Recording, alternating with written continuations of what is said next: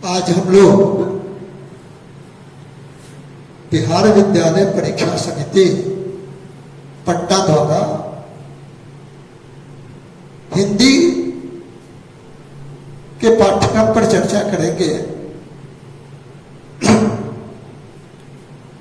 आपको याद होगा, आपकी पहली कक्षा में मैंने एक बात कही थी, बल्कि प्रत्येक सत्र की पहली कक्षा में यह बात मैं कहता हूं। आप विज्ञान के विद्यार्थी हैं तो निश्चित तौर पर आपको भौतिकी, रसायन शास्त्र, जीव विज्ञान, गणित, इन सब विषयों का अच्छा ज्ञान होना चाहिए, किंतु इससे अधिक आवश्यक है कि आपको हिंदी अंग्रेजी आनी चाहिए। क्योंकि कोई भी विषय आप समझ सके, समझा सके, उसके लिए भाषा का ज्ञान होना बहुत आवश्यक है। इसलिए मैं प्रत्येक सत्र की पहली कक्षा में कहता हूं, बीच बीच में इसे दोहराता भी रहता हूं कि केमिस्ट्री, हिस्ट्री जानने से अधिक जरूरी है हिंदी का, अंग्रेजी का ज्ञान, और उससे भी अधिक जरूरी है कि आप कैसे बैठते हैं, कैसे चलते हैं, कैसे खड़ा होते हैं, यहां तक कि कैसे सोते हैं। इससे आपके व्यक्तित्व के बारे में पहली धारणा सामने वाले के मन में आती है। आज हम लोग बिहार विद्यालय परीक्षा समिति के पाठ्यक्रम में प्रस्तावित पुस्तक दिगंत भाग 2, यह पुस्तक 12वीं कक्षा के लिए है। इसका भाग 1 11वीं कक्षा में है। तो 12वीं कक्षा की हिंदी की पढ़ाई शुरू करेंगे, और इस क्रम में आज हम लोगों का पहला पाठ होगा हिंदी साहित्य की महान साहित्यकार अज्ञे जी की एक रचना है, रोज। रोज, प्रतिदिन। अज्ञे बहुत बड़े साहित्यकार हैं। इनका पूरा नाम सच्चिदानंद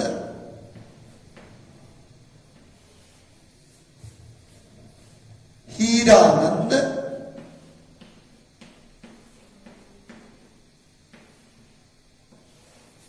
वात्स्यायन है।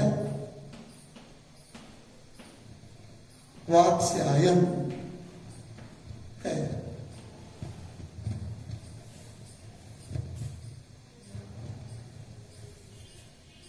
आप देखेंगे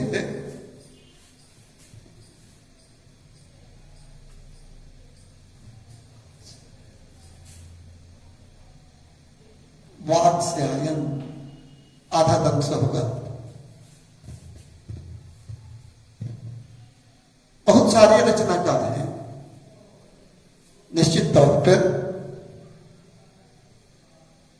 आम लोगों के लिए, हिंदी भाषी क्षेत्र के सामान्य लोगों के लिए ये नाम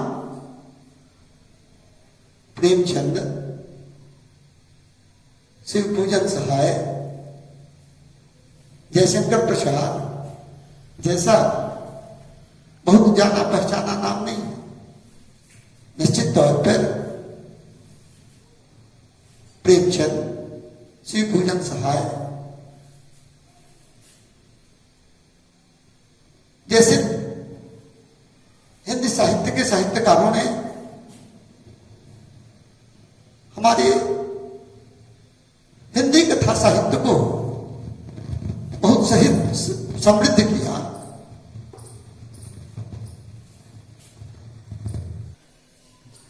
तो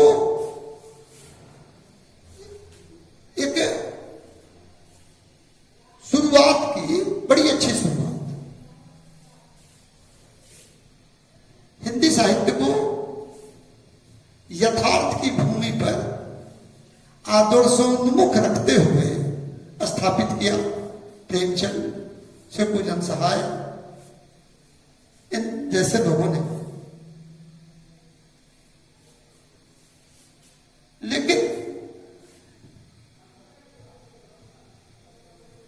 अज्ञे और जैनेन्द्र कुमार ने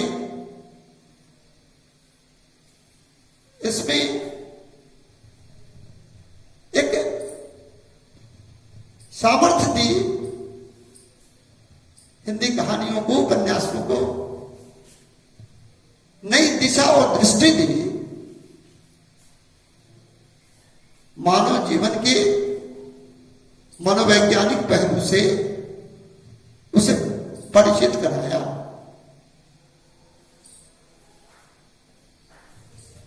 सच्चिदानंद हीरानंद वात्सल्य का व्यक्तित्व और कृतित्व परस्पर विरोधी दिख पड़ता है प्रथम दृष्टि में। जैसे ये आदमी जब यात्राएं करना शुरू करता है, ये जब यात्रा करना प्रारंभ करते हैं तो राहुल सांकृत्यायन की तरह ये आयावरण रखते हैं। जब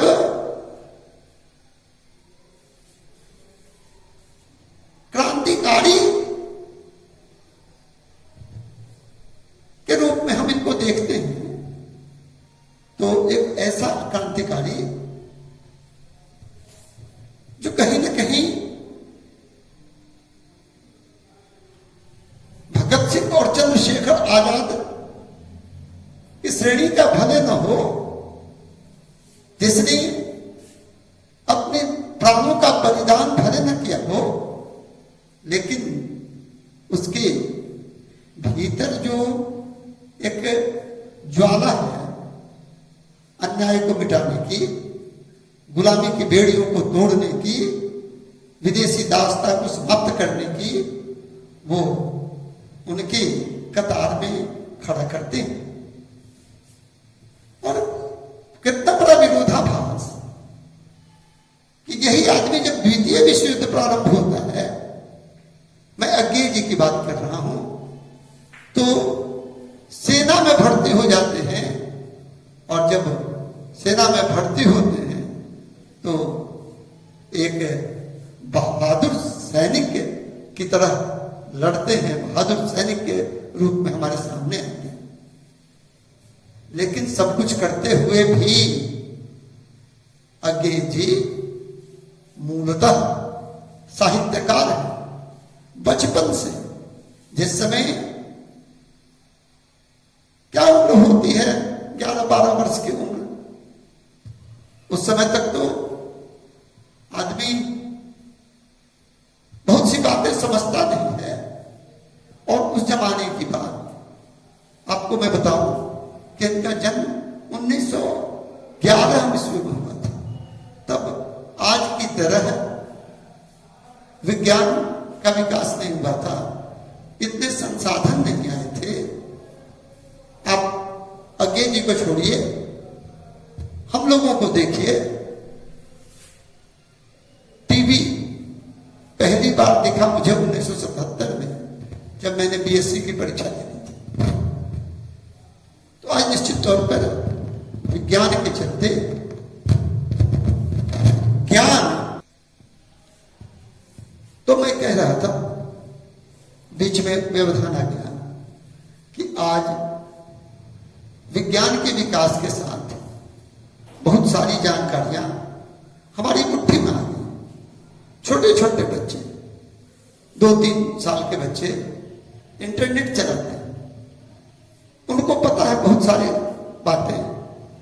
लेकिन जब हम लोग छोटे थे, हम लोगों को भी बहुत सारी बातें पता नहीं थी। जब हम लोगों ने पढ़ना शुरू किया तो क्या था, बहुत मामूली सी बातें जो आज छोटे छोटे बच्चे जानते हैं, हम लोग नहीं जानते थे। और 1911 में जन्म लेने वाला व्यक्ति हम लोगों से निश्चित तौर पर 50 वर्ष पहले का आदमी, उस जमाने में इतना विकास नहीं था। फिर भी हमने कहा कि मूलतः साहित्यकार थे। पहला नाटक इन्होंने लिखा,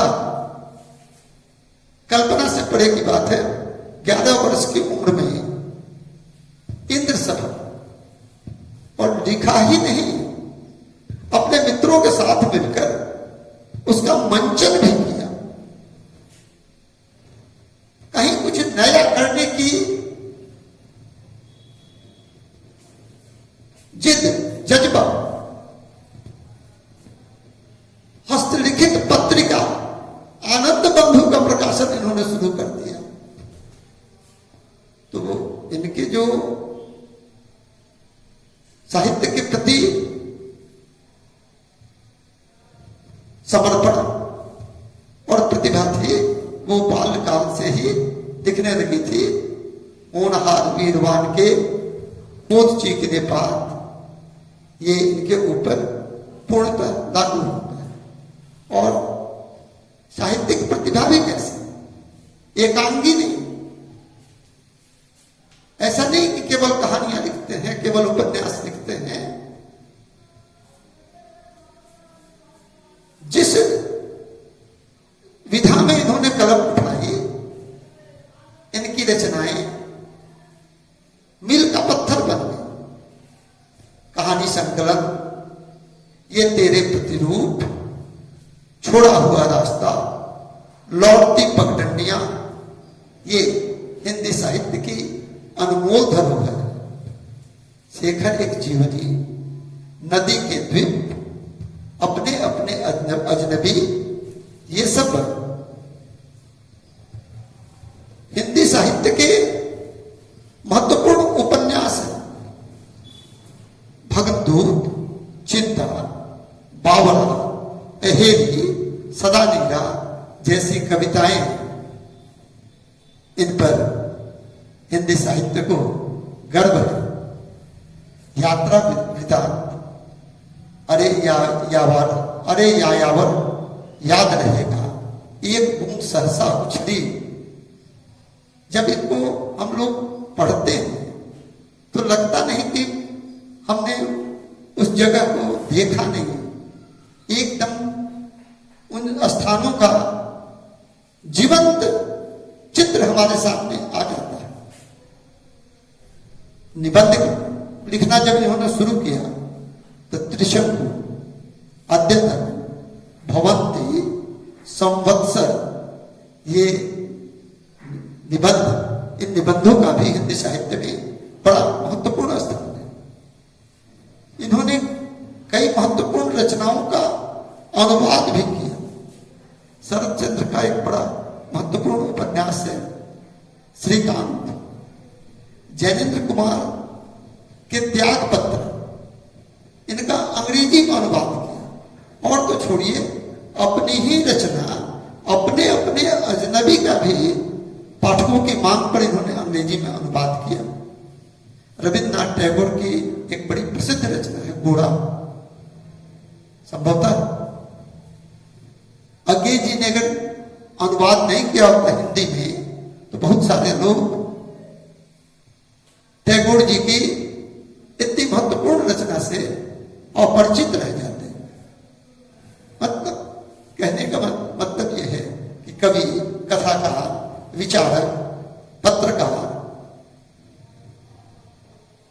ये बहुआयामी व्यक्तित्व था उनका। आलोचनाएं लिखी, डायरी लिखी। सच कहें तो अगर नई कहानियों की बात हो तो नई कहानियों की चर्चा अज्ञेय जी के बिना अधूरी है।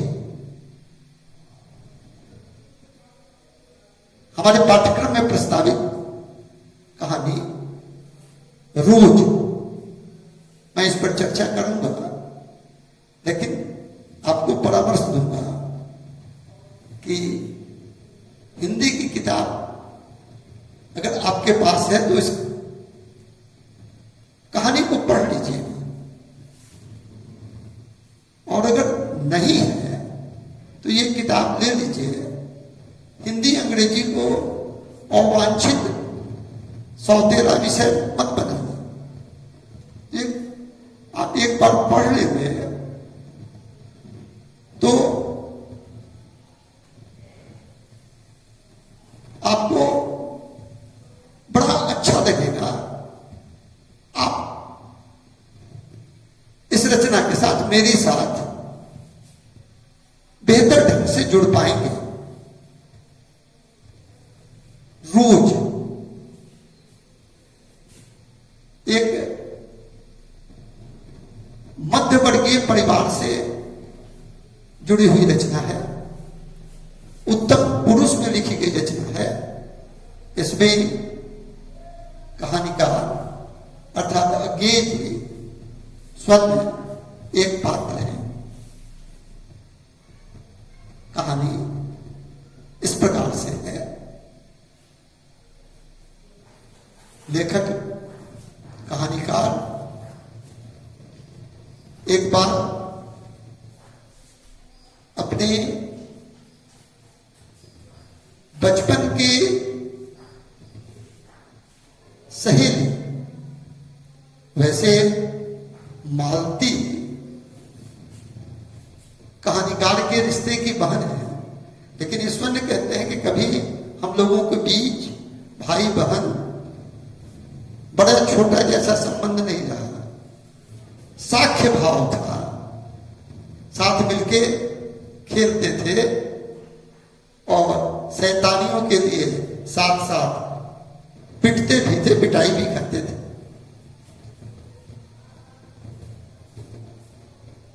चार वर्ष पहले उनकी इस बहन कहें या सखी कहें, मालती, उसकी शादी हो गई थी। मालती के पति किसी पहाड़ी स्थान पर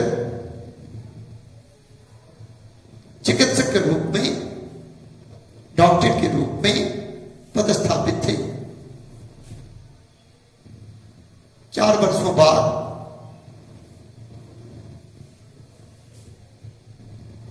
अज्ञेय जी को वहां जाने का अवसर प्राप्त होता है, या संभवतः वो मालती से मिलने के लिए ही वहां जाते हैं।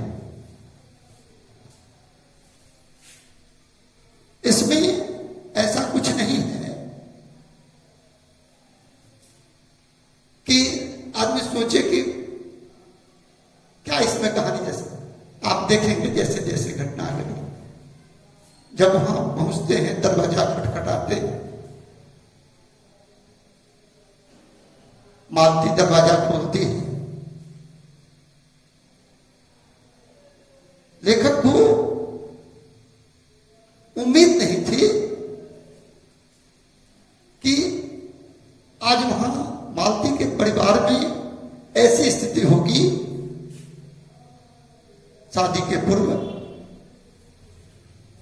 हिरणी की तरह चंचल मालती पहली ही नजर में उदासी की प्रतिभा दिखाई पड़ती।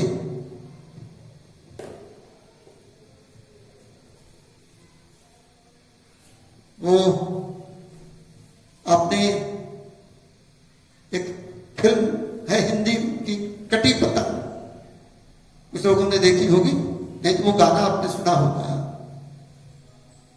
कि न कोई उमंग है न कोई तरंग है, ये जिंदगी भी क्या है एक कटी पतंग है। तो इस गाने में जिस कटी पतंग की चर्चा है, पहली झलक में लेखक को मालती वैसे ही कटी पतंग की समान जान पड़ती है। लेखक पहुंच गए हैं वहां तो कोई उल्लास नहीं, कहीं कोई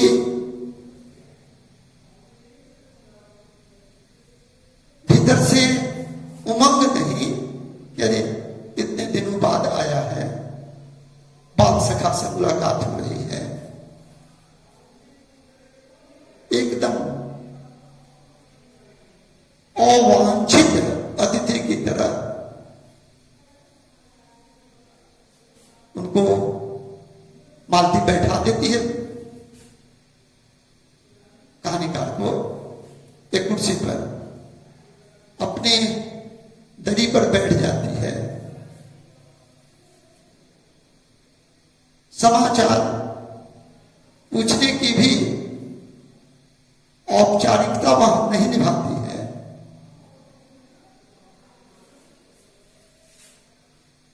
अकेले जी अपनी तरफ से ही बात शुरू करते हैं, लेकिन हाँ ना हूं जैसे शब्दों में वो उस बात का उत्तर देती है, उन बातों का। कहानीकार को लगने लगता है कि एक छाया, उदासी की छाया, या अगर ऐसा कहा जाए कि मनहूसियत की छाया उस परिवार पर, उसके घर के वातावरण में छाई हुई है। क्या कारण है, पहली बात मैं ये जी समझ नहीं पाते हैं। बातचीत के सिलसिले को आगे बढ़ाने के लिए वे मालती से पूछते हैं कि उसके पति कहां गए हैं, कब तक लौटते हैं। वो बताती है कि संभवतः कहती है कि 3 बजे तक आ जाते हैं।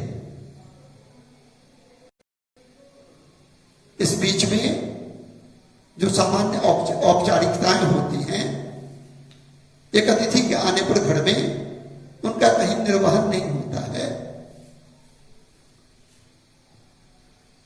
अकेले जी को बड़ा भारी लगने लगता है, बोझिल लगने लगता है वातावरण। तभी मालती का बच्चा, इकलौता पुत्र, रो उठता है। दरी पर बैठी हुई मालती जिस तरह से उसे उठाने के लिए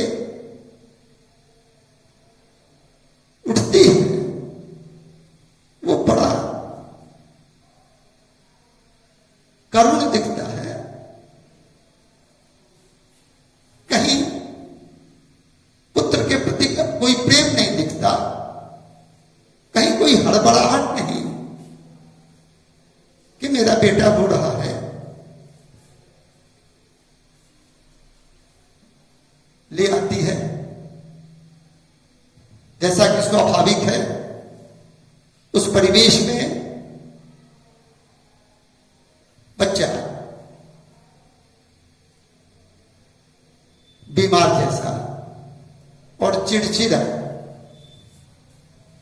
भी हो सकता है। और है आश्चर्य की बात कि इकलौता पुत्र होने के बावजूद आज तक उसका कोई नाम नहीं रखा गया है। वैसे ही टीटी कह के पुकारने के लिए कुछ रख लिया गया है। मालती ही बताते हैं कि अभी हम लोगों ने कोई नाम नहीं सोचा। तभी मालती के पति आते हैं। मैंने पहले बताया कि वो पेशा से डॉक्टर हैं, चिकित्सक हैं। वहीं सरकारी अस्पताल में महेश्वर नाम है उनका।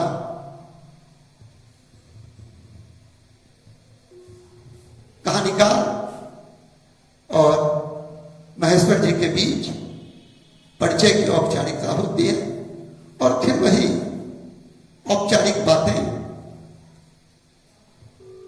उनका भी वही हाल है।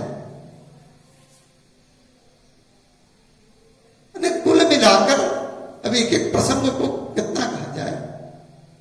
खाना आता है,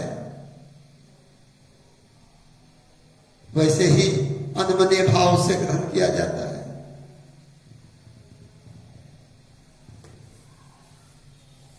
अगेती के मुंह से निकलता है कि देर से खाने पर भूख अच्छी लगती है। पूछ बैठते हैं उससे कि क्यों, आपका क्या विचार है मालती से? वो कहती है कि अरे मेरे साथ तो रोज ही ऐसा होता है। रोज की चर्चा यहां पहली बार शुरू होती है। ये शब्द पहली बार प्रयोग में आता है और उसके बाद कई जगह है। नल से पानी नहीं आता, नहीं आने के कारण परेशानी होगी, बर्तन कैसे बजेंगे।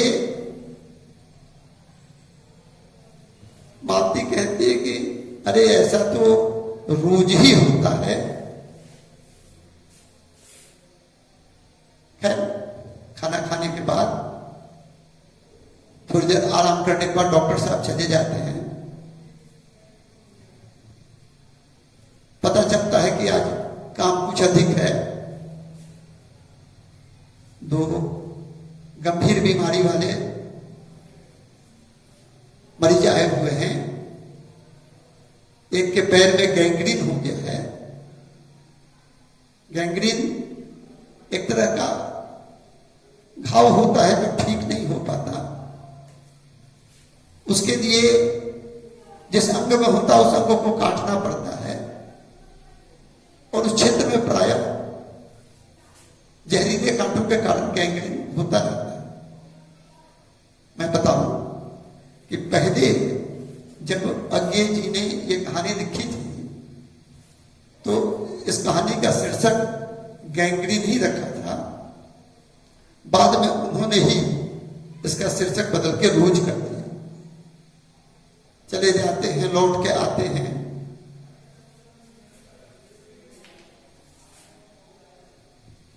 खाना खाते हैं, सोने की बात होती है तो कमरे में बहुत गर्मी है, लेकिन वो कहते हैं कि लोहा का पलंग कौन निकाले, गर्मी तो है, मच्छर भी बहुत है, इसके बावजूद लोहा का पलंग कौन रोज निकाले। इसके चलते हम लोग कमरे में ही सो जाते हैं। चलिए आज आप आए हो तो बाहर हम लोग सोते हैं। बाहर लोग खाना खा के सो जाते हैं। अब लेखक बड़ा अपने को असहज महसूस करने लगते हैं।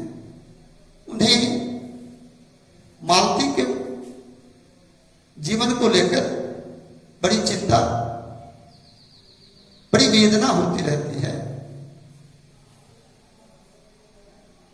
इसी बीच टिटी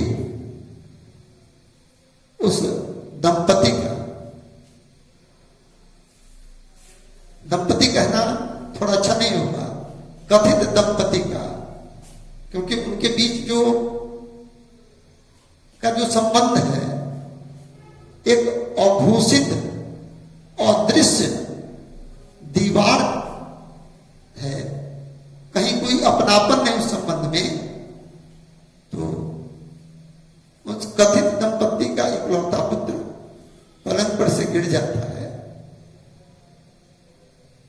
बड़ी चोट आती है उसको। लेखक संवेदना व्यक्त करते हुए लेखक ने उठाया है जमीन पर से, मालती के हाथ में देते हैं और संवेदना प्रकट करते हुए कहते हैं कि बेचारे को बहुत चोट लगी है, जब देखिए गौर कीजिए, इकलौता पुत्र गिरा हुआ है और उसकी मां कहती है अरे इसके साथ तो रोज ही होता रहता है, रोज गिरता है, इसके साथ ऐसा रोज ही होता रहता है। माने जैसे अप्रिय घटनाएं कोई मायने नहीं रखती, ये होती रहती है। और उन्होंने भी इन्हें अपने जीवन का अंग स्वीकार कर लिया है, यंत्रवत जी रहे हैं। और एक बात पर और गढ़ करना होगा कि बीच बीच में जब घंटा बजता है समय बताने वाला, तो मालती उसासे देते हुए कहती है 3 बज गए, 4 बज गए। और कहानी के अंत में वो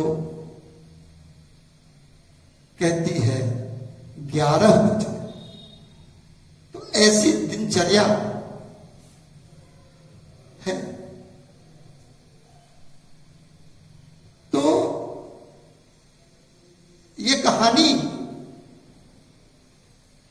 केवल एक परिवार की नहीं है। आप गौर करेंगे तो आपके आसपास भी बहुत सारे मध्यवर्गीय परिवार होंगे। बाहर से जहां सब ठीक ठाक लगता होगा, लेकिन एक अघोषित विवाद, विषाद, कहीं कोई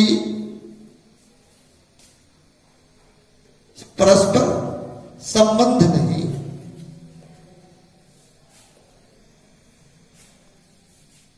किसी तरह से यंत्रवत सुबह में उठना है, बर्तन धोना है, खाना बना देना है, रात को खाना बना देना है, परोस देना है, सो जाना है, फिर अगले दिन वही दिनचर्या शुरू हो जाती है। बिना किसी उमंग के, बिना किसी तरंग के ये जिंदगी चल रही है, काट रहे हैं। या थोड़ा ऐसा कहा जाए कि यदि सांसों का चलना ही जिंदगी है तो जिंदगी चल रही है, अन्यथा उसमें जीवन का कोई लक्षण नहीं है, कहीं कोई जीवंतता नहीं। तो ये एक परिवार की कहानी नहीं है। हमने कहा कि आप गौर करेंगे तो आपके आसपास भी ऐसे परिवार दिखेंगे। तो इस कहानी के माध्यम से अज्ञे जी ने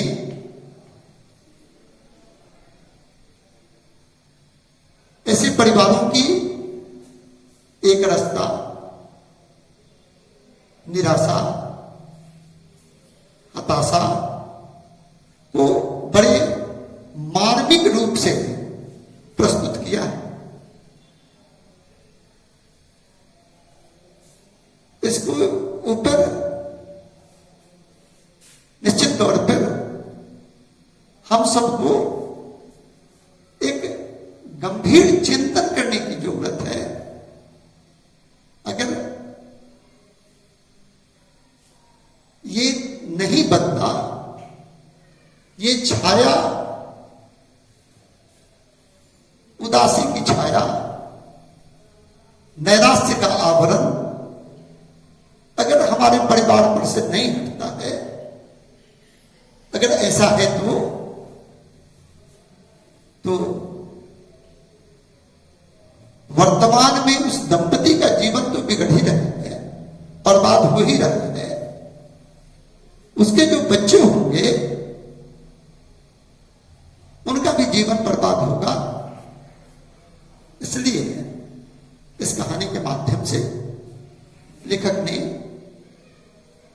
समाज की इस समस्या को बड़े ही सशक्त रूप से, बड़े ही सबल और सफल ढंग से प्रस्तुत किया।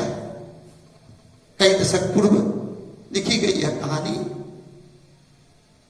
आज के परिवेश में भी प्रासंगिक है, या सच कहें तो आज के भौतिकवादी युग में, आज के यांत्रिक जीवन में ये अधिक प्रासंगिक हो गई है। लेखक ने अपनी इस रचना के माध्यम से हमें इस बात पर गौर करने और इसमें सुधार करने के लिए आह्वान किया है।